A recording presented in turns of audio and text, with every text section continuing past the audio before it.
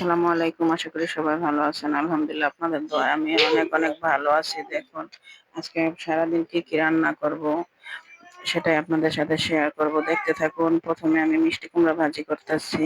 এখানে মিষ্টি কুমড়াটা আমি একটু মোটা মোটা করে কাটি। যার যেরকম পছন্দ সেরকমই কাটে। আমি একটু মোটাটাই পছন্দ করি। কারণ দেখুন এটা আমার দেশে থেকে আনা মরিচ দিয়ে আমি আজকে মিষ্টি কুমড়া ভাজিটার ভিতরে দেশের মরিচ দিচ্ছি। অনেক সময় আমি দেখা যায় এই শুকনো মরিচটা দেই। আর এদিকে দেখুন শোল মাছটা আমার অনেক দিন হয়ে গেছে, যার কারণে মনে হইতেছে ভালো লাগবো না, মাছটা আমি সিদ্ধ বসাই দিছি। আর এদিকে দেখি মিষ্টি কুমড়া ভাজিটা কি অবস্থা। এক চুলায় মিষ্টি কুমড়া ভাজি আর আরেক চুলায় আমি শোল মাছটা সিদ্ধ বসাইছি, কারণ অনেক দিন হয়ে গেলে মাছটা খেতে ভালো লাগে না। দেখুন আমার মিষ্টি কুমড়া ভাজিটা কেমন হয়েছে।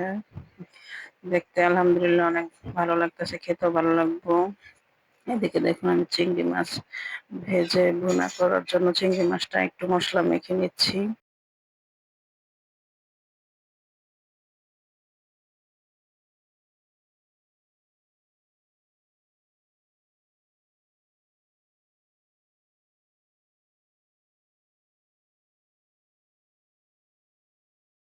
চিংড়ি মাছটাও আমি মশলা ছাড়া ভাজি ভুনা করব, কারণ ভাজাতে যে মশলাটা দিয়েছি সেই মশলাটাই আমি একটা করব, ভুনাটা করব। কারণ আমি অন্যরকম ভাবে চিংড়ি মাছটা ভুনা করব আজকে, সেটা আপনাদের সাথে দেখাবো কিভাবে ভুনাটা করব। দেখুন সেই শোল মাছ গুলো আমি সিদ্ধ করে কাঁটাটা ছাড়িয়ে নিচ্ছি, কাঁটাটা ফেলে দিচ্ছি। বেছে কাঁটাটা ফেলে দিলে খেতে সুবিধা হয় আর খেতেও ভালো লাগে একটু। আমাদের অনেক সময় দেখা যায় মাছ বেশি দিন হয়ে গেলে আমি এভাবে রান্না করি। এভাবে আপনারাও একবার হলো রান্না করে দেখবেন। দেখা যায় অনেক সময় মাছ ফ্রিজে থেকে যায়, মনে থাকে না বা খেয়াল থাকে না, তখন মাছটা আমি এরকম করে রান্না করি। আর এদিকে দেখুন আমার চিংড়ি মাছটা ভাজা হয়ে গেছে।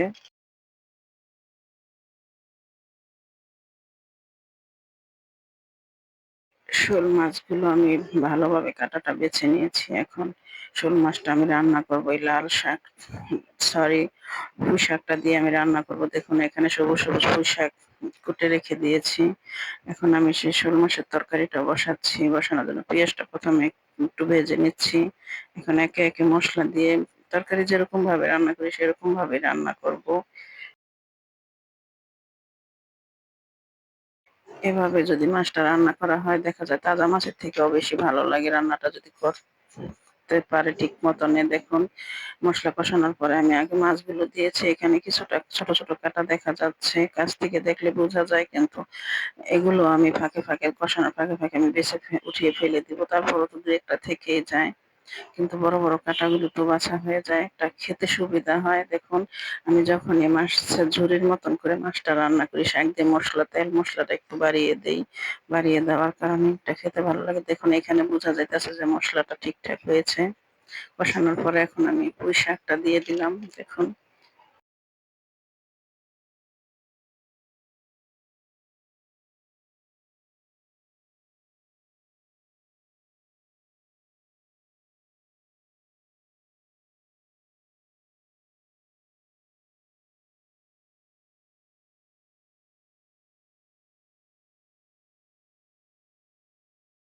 আমি সবসময় শাক রান্না করলে শাকটা একটু সেদ্ধ কম করি, কারণ সবুজ সবুজ থাকে। বেশি সেক্ষণ জাল দিলে শাকটা আবার হাই হিটে জালটা না দিলে দেখা যায় অল্প জালে শাকটা রান্না করলে লাল হয়ে যায়, কিন্তু আমি চুলাটা অনেক বাড়িয়ে দিই কারণ শাকটা তাড়াতাড়ি হয়ে যায়, সবুজ সবুজ থাকে। দেখুন আমার তরকারিটা হয়ে এসেছে। এখানে আমি একটু জিরা গুঁড়া দিয়ে এখন নামিয়ে নিব।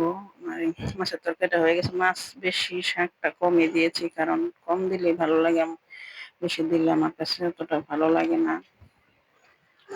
দেখুন যাই করি না করি বিড়াল আমার সাথেই থাকে, কিন্তু এই বিড়ালটা আসলে দেখা যায় আমার বিড়ালটা কাছে আসে না।